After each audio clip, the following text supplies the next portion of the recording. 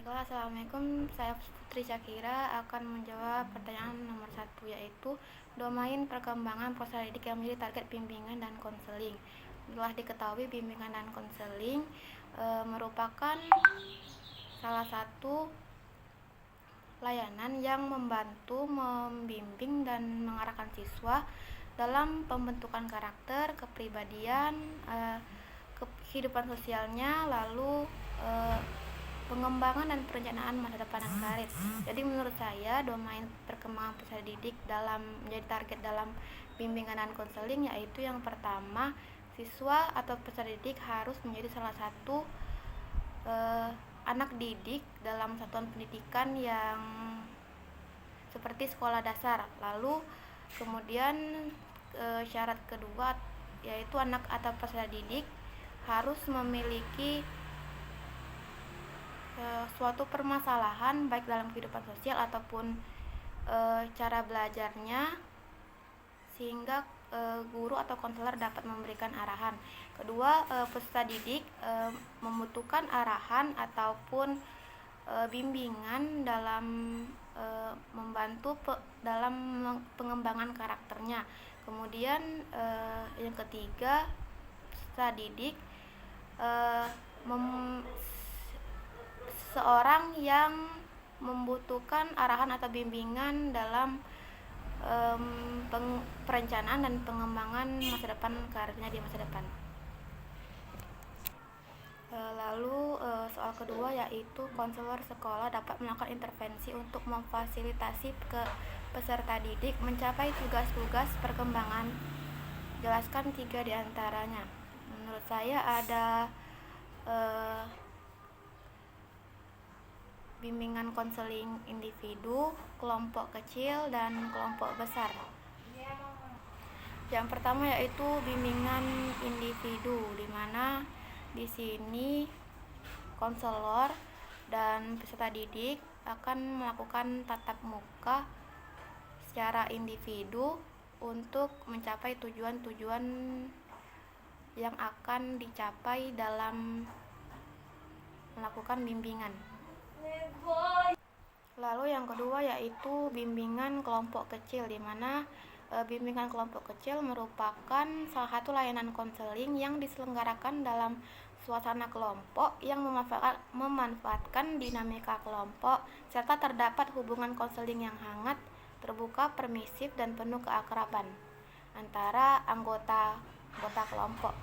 Lalu tujuan dalam cara penyelesaian permasalahan dalam kelompok ini ialah dengan siswa saling memberikan pendapatnya dengan arahan guru atau konseling, sehingga mereka dapat memiliki cara tersendiri dalam menyelesaikan permasalahannya melalui pendapat anggota-anggota lain. Lalu yang terakhir yaitu bimbingan kelompok besar, di mana salah satu layanan bimbingan dan konseling di mana jumlah anggotanya relatif cukup besar dari kelompok kecil, atau bisa juga biasanya terbentuk dari beberapa kelompok kecil yang masing-masing kelompok menangani tugas tertentu. Baiklah, pada soal ketiga yaitu Milik menyarankan 4 langkah sistematik problem solving untuk membantu peserta didik menyelesaikan masalahnya. Uraikanlah secara singkat masing-masing langkah. Baiklah, soal nomor 3 yaitu Milik menyarankan 4 langkah sistematik problem solving untuk membantu peserta didik menyelesaikan masalahnya. Uraikan secara singkat masing-masing langkah. Baiklah, sebuah kajian menyarankan bahwa problem solving dan decision making meliputi beberapa tahap. Tahap pertama adalah identifikasi permasalahan, apakah situasinya, apa yang telah menyebabkan permasalahan terjadi, siapa yang terlibat, dan bagian apa yang mereka mainkan dalam permasalahan tersebut. Identifikasi masalah sebenarnya tidak selalu mudah, karena permasalahan yang nampak di permukaan mungkin bukan permasalahannya yang sebenarnya. Permasalahan yang nampak mungkin hanyalah sebagai sebuah gejala atau tanda-tanda dari sumber masalah yang sebenarnya.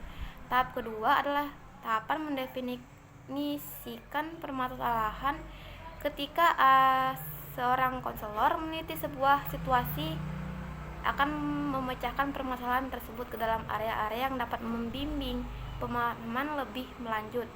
Lalu pendefinisian masalah dalam istilah-istilah khusus dan perilaku-perilaku yang lebih jelas akan sangat membantu dalam penyelesaian masalah. Tahap terakhir adalah memilih sebuah dasar-dasar tindakan, pengembangan sebuah perencanaan, dan kemudian bertindak terhadap masalah tersebut. Setelah ide-ide dan nilai-nilai diklarifikasikan dan tujuan-tujuannya juga.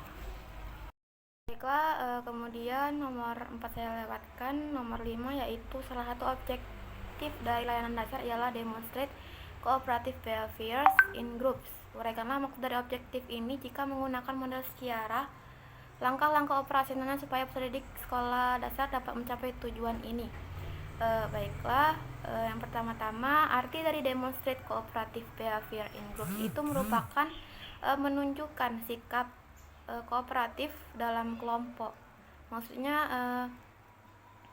ini peserta didik perlu menunjukkan sikap kerjasama dalam kelompok, seperti memberikan pendapatnya, membantu anggota satu sama lain, lalu menjalankan fungsi dirinya dalam kelompok yang ada. Apabila seorang konselor atau guru ingin melakukan layanan dasar secara dengan objektif ini, langkah-langkahnya yang pertama yaitu guru atau konselor perlu memberikan sebuah material seperti video ataupun suatu cerita dongeng yang mengisahkan tentang hal yang berkaitan dengan perilaku kooperatif dalam kelompok. Lalu setelah selesai, guru dapat menanyakan apa hal yang mereka ingat dan mereka lihat dari material yang telah disampaikan, seperti siapa nama anak dalam video tersebut atau apa yang ia lakukan. Kemudian yang kedua ialah guru dapat menanyakan apa perasaan seorang anak atau peserta didik yang telah melihat material tersebut, seperti bagaimana pendapat kalian mengenai perilaku Udin, atau bagaimana pendapat kalian mengenai perilaku Siti dalam kelompok. Kemudian guru dapat, langkah selanjutnya yaitu guru menanyakan pengalaman pribadi peserta didik yang memiliki kaitan ataupun kesamaan dengan objektif tadi, mengenai perilaku kooperatif dalam kelompok. Kemudian yang terakhir, guru atau konselor juga dapat menanyakan hal yang seperti siswa, bagaimana siswa menjalankan bentuk implementasi tentang demonstrate cooperative behavior in groups ini di dalam kehidupannya. Baiklah, itu saja jawaban dari saya.